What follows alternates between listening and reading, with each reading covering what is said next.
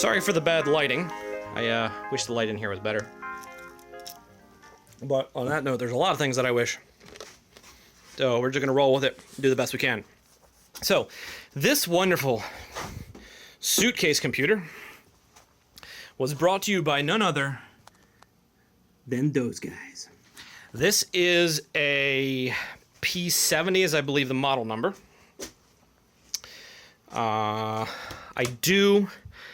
The one over here is broken. I'm going to have to 3D print a new latch or get one made out of metal. And this is what it is. So let's come around to here. And then we have floppy drive, because every computer should have a wonderful floppy drive.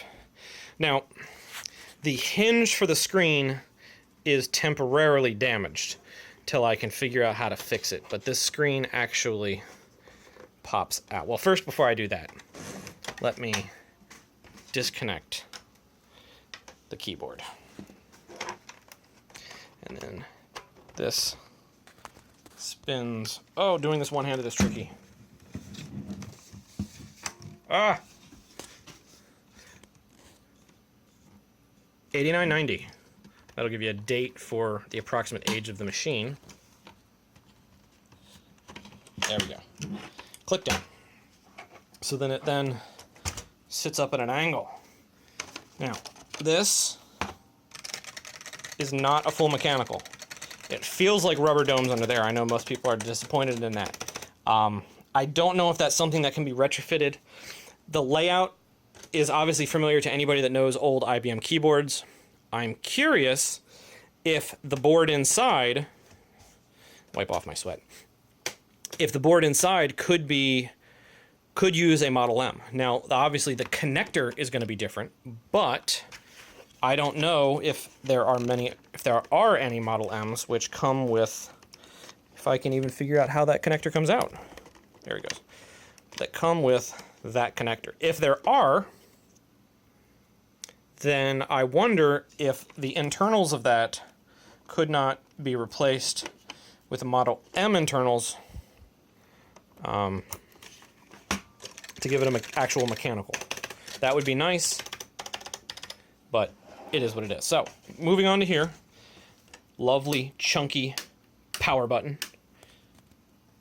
Disc I/O lights, power light.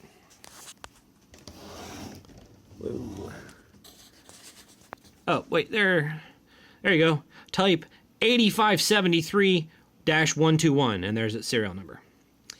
I thought it was called a P70 or something. Oh, yeah, it is. Let me see if I can put that in the light. IBM. On focus.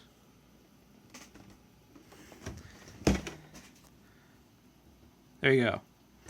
Model P70 386. So yes, this is a 386. Back to the screen, there is a crack in it. The screen illuminates, but it doesn't work. It could just be a wiring issue. It could be that the panel is dead. But the screen tilts out, but as you can see, it's not level because the hinge on this side is broken, so that needs to get fixed. So this was a portable workstation.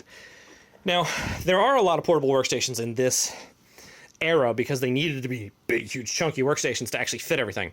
Most of them were like the compacts that you may have seen, which were a suitcase that then wouldn't stand up. It would lay down and the keyboard would fold down kind of like this, but it was narrower and not as tall because it just went back, whereas this one is tall. And I kind of like this form factor better because, I don't know, I just like it better.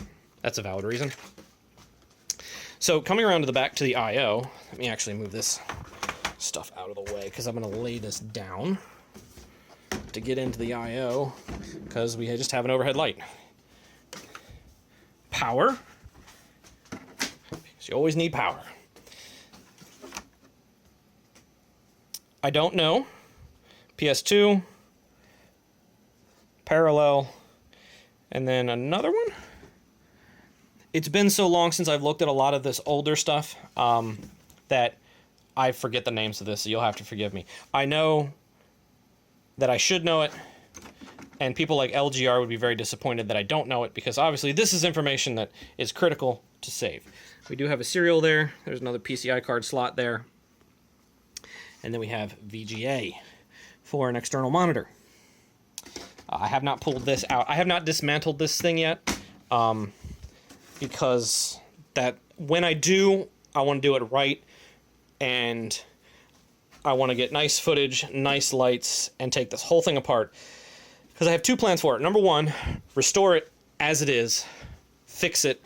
The problem with that is going to be that monitor, because finding a good version of that monitor is not going to be easy. The second option, which would be easier, but it would definitely annoy some, is to completely redo this. Because of the size of this thing, I mean, it's big as you see, you could fit a whole lot of hardware in that. So this could be turned into a very modern on-the-go workstation. I mean, you could fit an ITX board in there without problem.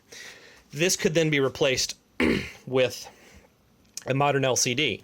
Now, I would still try to keep as much of it as original looking as possible. So for instance, like this, I would find an LCD that would fit into that, so that externally when you look at it, it looks the same. I don't know that I would be able to get that to work, but it's possible. For this, the floppy drive would probably come out, but this could probably be converted into, well, not converted, but another shell in this form made to put like a media card thing there. So I'd have, you know, SD card, USB ports and all that here, so I could then plug into it, and then of course tuck away when it's not needed. I would rather do that than actually damage the actual plastic, is just to get somebody that's really good at 3D printing, aka somebody that's better than me at CAD, to make a CAD file for this, so we can actually salvage this and save this piece completely, so that we're actually not damaging original components. Now, I say that, but if I'm going to mount an ITX in here and then put an actual real GPU in there, the internals are going to have to be completely pulled out. But I would like to keep the externals as original as possible.